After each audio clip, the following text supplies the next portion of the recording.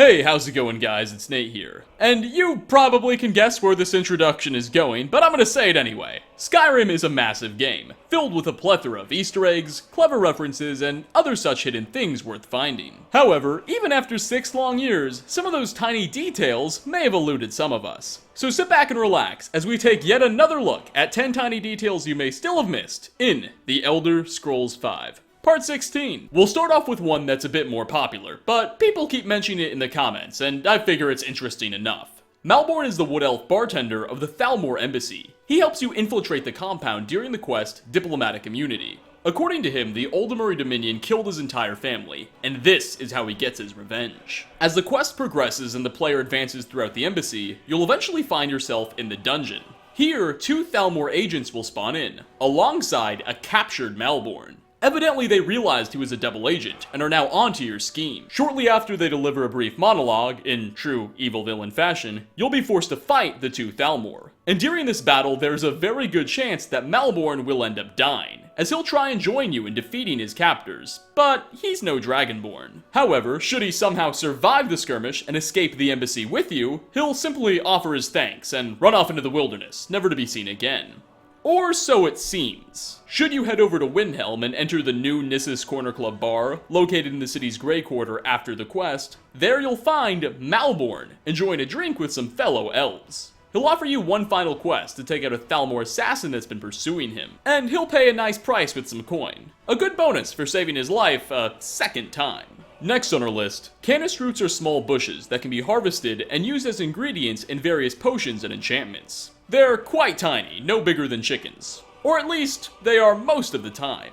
You see, in the ancient Nordic ruins of Agorvunde, towards the end of the dungeon, there will lie a handful of dramatically oversized Canis roots. These ones are well over a dozen times their normal size, and nobody seems to know why. In previous videos, we've looked at Easter eggs that have included giant mushrooms or giant nern roots. However, those weren't particularly well explained either. Perhaps this is a part of one big phenomenon that includes gigantic plants, but for now, it remains a mystery. For a third spot, not all bandits in Skyrim are that cautious of folk, and some like to live a little dangerously. Well, just south of Hilgrun's Tomb in the Rift, you can see such a characteristic in action. Here, you'll discover a bandit sitting atop of a fallen tree that creates a bridge over a waterfall and a cliff. It's quite the fall down should he lose his balance, and the bandit makes for a very tempting Fus Ro Dah target. Nonetheless, if left undisturbed, this plunderer will keep his balance and just enjoy the fresh air. However, should you make the descent down to the river that this bridge hangs over, there will be someone that wasn't nearly as lucky. Humorously, a dead bandit will sit on the river bank, likely killed by the fall and then washed up on the beach. Our fallen foe will also carry some golden valuables near his corpse, and, well, finders keepers. Coming in at number 4, the quest, The Taste of Death, is among the spookiest in the game. In it, you encounter a handful of worshippers of Namira, patron Daedric god of cannibalism. An oddly specific thing to be patron of, but I digress. These hunger-stricken cannibals will attempt to convince the Dragonborn to lure a local priest to one of their feasts, where he will become the main course. They want to eat him, promising to name you Namira's champion if you assist. Now, you're given the option to either agree and help these sickos out, or just cut them all down and stop them in their tracks. Interestingly though, after this quest has been completed, depending on which option you chose to go with, you'll have a shot at getting a pretty strange random encounter. If you sided with the cannibals, a man named Cigar might be seen on the side of a road, standing next to a dead body, and offer you what he calls, quote, the first bite, as you are Namira's champion. He's a fellow cannibal. Not being one to decline free snacks, you can oblige him. Likewise, if you killed all of the cannibals rather than help them in the quest, you can still randomly find Cigar. However, he won't be nearly as polite, and will instead immediately attack the player. Talos only knows what he'd do to your body should he defeat you in combat. Halfway through at number 5, speaking of random encounters, if you're in any hold with the exception of Whiterun, there's a very small chance that you may actually find a few members of the Companions Guild out and about. Typically just hunting or going for a walk. Usually, the party will consist of Skior, Aleia the Huntress, and Najada. This is particularly intriguing, because as we've discussed in previous videos, it's speculated that Aleia and Skior might be a little more than just friends. Next, Dragonplate armor is among the better sets in the game, and often not even seen until the player reaches a bit of a higher level. That said, it's outshined by the stats of Daedric armor at this point in the game, making it a little less viable than you might hope. And personally, I prefer the appearance of dragon scale anyway. Regardless, players that use dragonplate armor often may notice something peculiar about the set. On the armor's armbands, for both its male and female variants, there's a small series of Daedric letters. Now, as we've discussed before, Daedric writing is basically just Latin with Comic Sans applied to it, so it's fairly easy to translate. When converted into English, the Daedric letters make out the word Jonalobe, which sounds a bit like gibberish, until you consider that one of the character artists who worked on Skyrim and designed its armors is named Jonah Lobe. The dude signed his work. 7th, the Forgotten Vale is a large glacial valley hidden in Skyrim's western mountains. Accessible during the events of the Dawnguard DLC questline, it once served as a massive city-like region for the Snow Elves, a now long-extinct race of Mer. But since their extinction, the Vale is now the home to mostly just a bunch of Falmer, and hasn't been touched by any actual civilizations recently. Well, just outside a large ancient building referred to as the Inner Sanctum, you can actually come across the hidden remains of what might have just been a Snow Elf king. Under an archway on a cliffside east of the path that takes you into the Sanctum, there lies a skeleton with an elven greatsword and what appears to be a crown, filled with a variety of jewels embedded within it, which you can steal. Now, we don't know much about those who ruled over the Snow Elves, so even if this is the corpse of a king or queen, we wouldn't have a lot of knowledge about their lives. The Snow Elves were the original natives of Skyrim, but were eventually driven away from their lands and mostly killed off by human plunderers from another continent. It's a good thing that doesn't sound familiar, right guys? For number 8, while we're still on the topic of dead bodies, just northwest of the Half Moon Mill, there's a rather intriguing unmarked location. A small Nordic grave marker stands in the middle of the woods. Lying just next to it is an unnamed dead Dark Elf, lying in a pool of blood.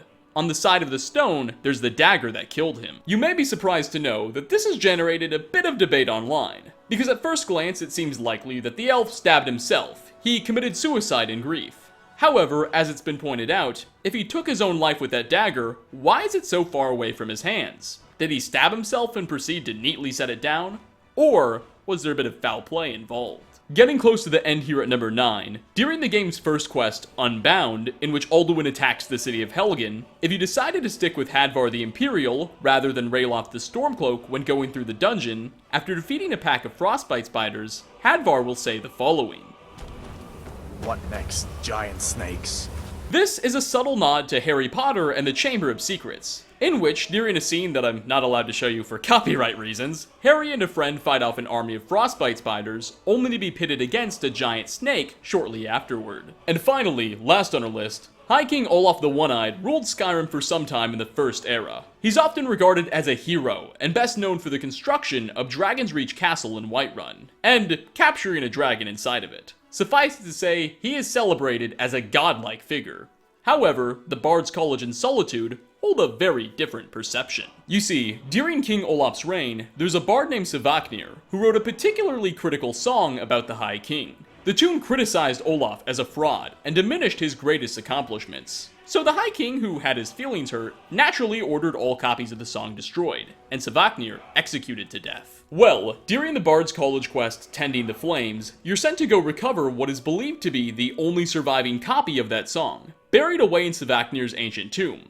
Eventually, you will find it, alongside Sivaknir's corpse, as well as the man's ghost. Now, Civic Spirit won't say anything, but will start to follow you and act like a companion anyway. He's obviously an ally. As you and your haunted friend progress throughout the dungeon, you'll eventually be forced to face High King Olaf's Draugr-fied corpse in battle. After the two of you defeat this once mighty king, Sivaknir will just disappear, and you'll be free to go too. It seems like this poor ghost was trapped, but now he's gotten his revenge. And regardless, you'll never see him again. Or so you might think. If after completing Tending the Flames, you visit Sovngarde as a part of the main questline, there you may find the spirit of Sivaknir, roaming the mists alongside many other Nordic heroes. His ghost was destined to go to Sovngarde, and you finally freed him, giving him the ability to do that. Inside the Hall of Valor, you'll also find King Olaf's spirit as well. And if that quest has been completed, he'll tell you that while he disagreed with Sivaknir, he hopes to meet him as a friend in Sovngarde. You freed Sivaknir. A fool of a poet, but an honest enemy who has earned my respect. Sadly, he's now lost in the soul-snaring mist. Defeat Alduin, and his doom avert. That doesn't explain why he had him executed, but hey, at least bygones can be bygones in the land of paradise. And there you have it, yet another 10 tiny details you may still have missed in The Elder Scrolls V. It seems kinda nice to wrap one of these up with a positive tone for once. It's a little refreshing. If you enjoyed this video, as always, like ratings are very much appreciated. And again, I ask, what tiny details, references, or Easter eggs have you come across in your playthroughs throughout Skyrim that other players might have missed? Leave a comment down below. Seriously, I really appreciate those. Anyway, thanks for stopping by, everyone. I recently just ordered another computer, so I might be getting to render in 4K fairly soon here, but no promises. Anyway, again, thanks for watching, and hope to catch you all in my next video. Peace out, everyone.